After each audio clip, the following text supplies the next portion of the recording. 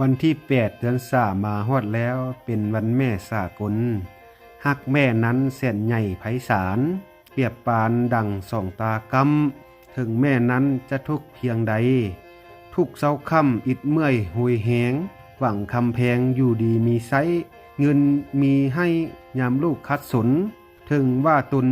กินเกลือกับข้าวแม่บ่ได้หวั่นไหวอยากให้ลูกอยู่อิ่มกิมติมสุขสบายเจอนั่นเด้ก้าวสุขสบายดี FC เบาเสียงแคนแดงของคนทุกคนเด้อมื้อนี้ก็มามอบเป็นเสียงแคนแทนจือวันที่8 เดือน 3ก็คือวันแม่สากลพี่น้องเนาะขอความเจ็บได้ความใครอย่ามีแล้วก็จะมามอบเป็นเสียงแคนแทนจือจากเบาเสียงแคนแดงเมืองพวนพี่น้องเอ้ยเนาะอันว่าแม่นี้เสียนใหญ่ไพศาลพี่น้องเอ้ยบ่มีสิ่งใดเปรียบปานเหมือนดังสองตาเฮานี่แหละพี่น้องและจะมอบเป็นเสียงแคนแทนจือให้พี่น้อง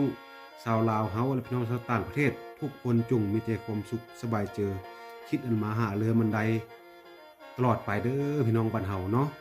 มามอบเป็นเสียงแคนพิเศษจากเบาเสียงแคนเดนมงคลบัดนี้พี่น้องเอ้ย